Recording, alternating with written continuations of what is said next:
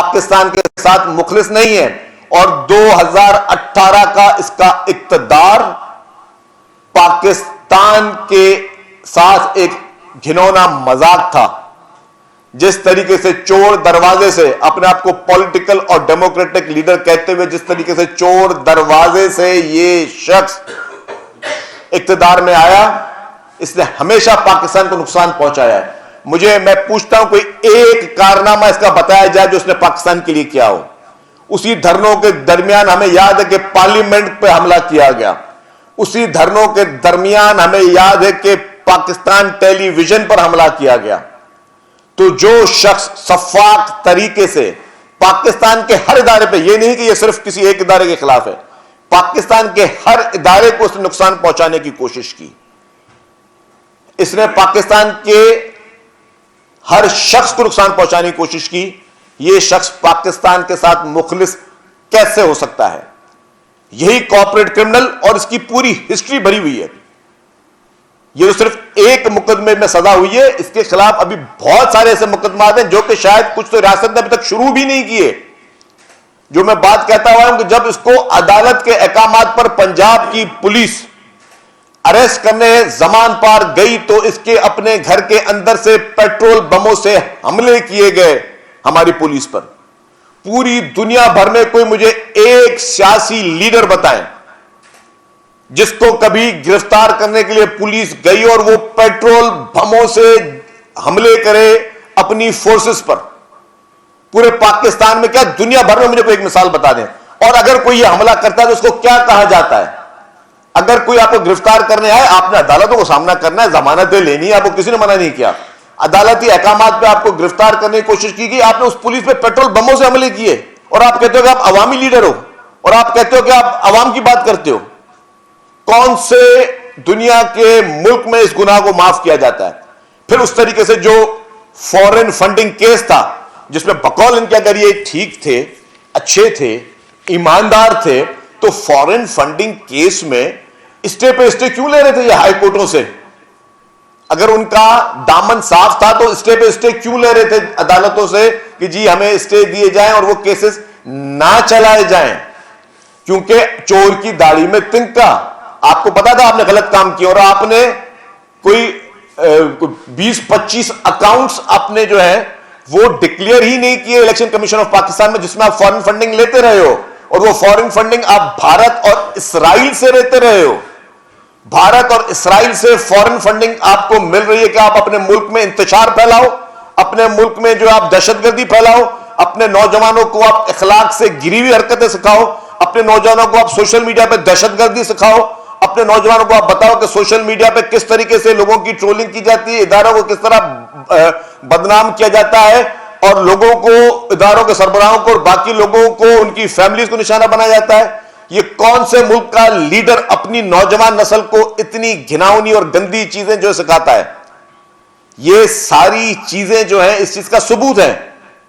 तो foreign funding case में भी वो आया केस था, वो जजमेंट आया थी, वो उस पे भी इनके खिलाफ मुकदमा चलना चाहिए था जो कि अभी तक रियासत पाकिस्तान ने नहीं चलाया। और फिर जिस तरीके से अल कादिर ट्रस्ट जिस पे आपको सजा सुनाई गई, तो आपने हमेशा क्या किया है कि ईमानदारी का मास्क पहनकर आपने अवाम को यह बताया कि आप बहुत बड़े सोशल वर्कर हो, आप बहुत बड़े एक सोशल एक्टिविस्ट हो, आप सिर्फ भलाई की बातें करते हो।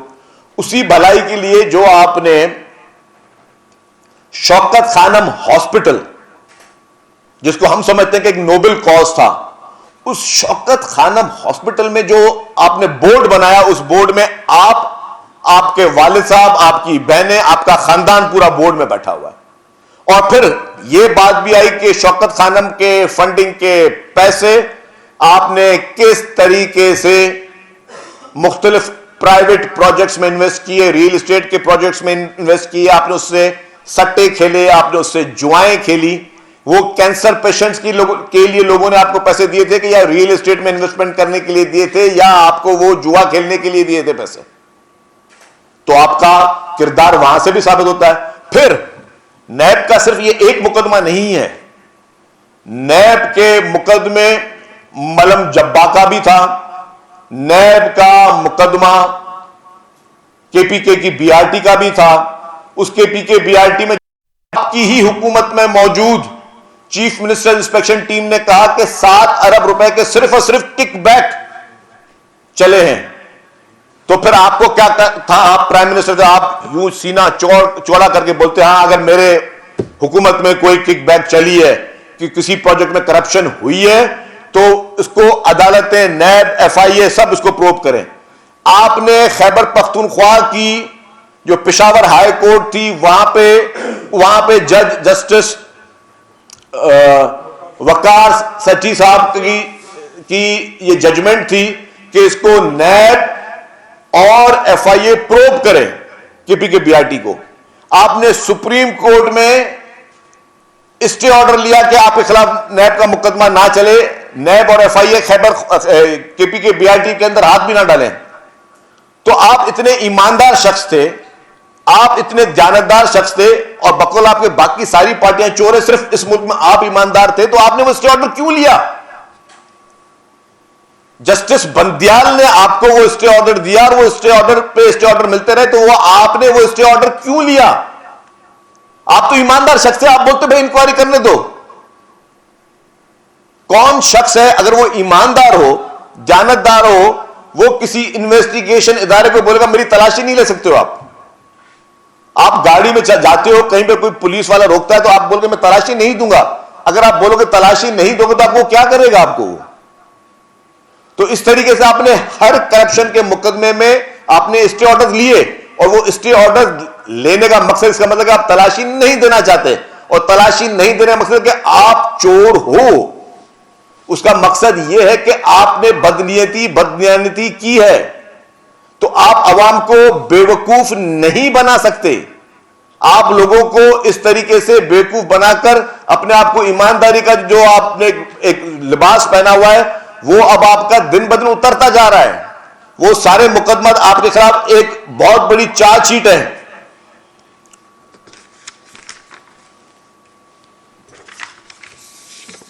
मैं समझता हूं कि पाकिस्तान की अवाम को ये सारी चीजों के ताने बानों को मिलाना चाहिए। ये ना देखें कि अगर ऑपोजिशन बात कर रही है तो वो गलत ही होगी। क्या आज पीटीआई के लीडरान फराह गोगी को डिफेंड करने की पोजीशन में हैं? क्या जिस तरीके से केपीके बीआरटी या मलम जब्बा जैसे मुकदमात या फॉरेन फंडिंग जैसे मुकदमात जो आया हैं उसमें पाकिस्तान की अवाम इस पोजीशन, जो उनकी पीटीआई के जो हैं लीडरान, क्या वो इस पोजीशन पे है तो डिफेंड कर सकते हैं? कोई एक भी किसी चैनल पर डिफेंड कर सकता है कि हाँ हमने इसलिए स्टे ऑर्डर लिए? या जिस तरीके से अपने आप को ईमानदार और दानतदार कहने वाले, जिस तरीके से तोशाखाना के तहफ़ बेचने वाले और फिर झूठ बोलने वाले इस पोजीशन पर हैं कि वो डिफेंड कर सकें, वो बिल्कुल इस पोजीशन पे नहीं है। मैं समझता हूं कि अवाम को आंखें खोलनी चाहिए। अवाम देखें कि जो बहरूपिया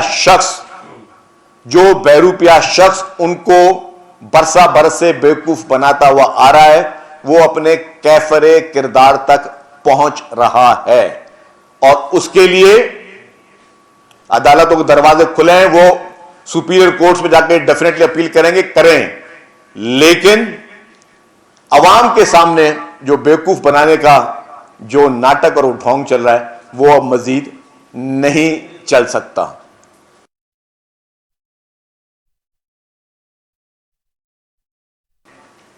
दूसरों के लिए खड्डे खोदे, दूसरों को बदनाम करने की कोशिश की। आज अल्लाह ताला की अदालत में वो शख्स खुद रुसवा हो रहा है और जो भी कोर्स ऑफ लॉ है वो अपना काम करेंगे, अदालतें अपना काम करेंगी। इन्होंने अपीलें करनी, अपीलें करें, लेकिन अवाम को बेवकूफ ना बनाएं। ताश के पत्तों में तुरुप का पत्ता या ट्रम्प कार्ड की बड़ी अहमियत होती है। हर पॉलिटिशियन अपने पास तुरुप का पत्ता या ट्रम्प कार्ड लाजमी रखता है। इस वक्त जबकि खान साहब को सजा हो गई है, खान साहब का ट्रम्प कार्ड चलेगा या नहीं चलेगा? देखिए जी, पीटीआई की इस वक्त पूरी कोशिश यह है कि वो किसी ना किसी तरीके से इमरान खान को बाहर निकालें, और इमरान खान सहूलतें मांग रहा है बाहर निकलने के लिए भी, जेल के अंदर भी सहूलतें मांग रहा है। जो सहूलतें आज भी इमरान खान को जेल के अंदर से हैं, वो किसी भी पॉलिटिशियन को आज दिन तक नहीं मिली हैं। मुझे एक चीज बताएं, आप सब लोगों ने जेलें कैदें लीडरान की देखी हैं। आपने मोहतरम आसिफ अली जरदारी साहब की भी जेल कैद देखी है, मोहतरमा फरियाल तालपुर साहबा की भी जेल कैद देखी है, PMLN के लीडरों की भी जेल कैद देखी है। कभी किसी को आपने देखा कि कोई जेल के अंदर से पूरी पार्टी चला रहा हो? मैं आप सबसे सवाल पूछता हूं, कभी किसी को देखा कि जेल के अंदर से बैठकर वो चीफ मिनिस्टर भी लगा रहा हो, कैबिनेट भी लगा रहा हो, मुज़ाकरात भी कर रहा हो, सब चीजें कर रहा हो? इसको आज भी मैं समझता हूं कि बहुत सारी जगहों का लाडला है, इसको आज भी VIP ट्रीटमेंट मिल रही है। और मैं समझता हूं कि जो आप वाली बात कि ट्रंप कार्ड या फलाना कार्ड, इनकी कोशिशें पूरी हैं कि कोई ट्रंप कार्ड इनके काम में आ जाए, लेकिन मैं समझता हूं कि पाकिस्तान की अदालतें और पाकिस्तान का कानून पाकिस्तानियों के कहने पे चलेंगे, किसी ट्रंप कार्ड के कहने पे नहीं चलेंगे। अच्छा, इस वक्त जो बानी PTI को सजा हुई, पीपुल्स पार्टी वैसे तो जो मुज़ाकरात की बात भी करती रही और करती है, बानी PTI को सजा के बाद मुज़ाकरात में तात्तुल आएगा या मुज़ाकरात हुकूमत जारी है, उसमें पीपुल्स पार्टी भी शरीक है? देखिए, मुज़ाकरात की पीपुल्स पार्टी हमेशा हामी रही है। हम चाहते हैं कि डायलॉग हो, डायलॉग कभी भी बंद नहीं होने चाहिए, लेकिन जो कानून है उसकी अमल दरामद भी साथ में जारी रहनी चाहिए। Thank you.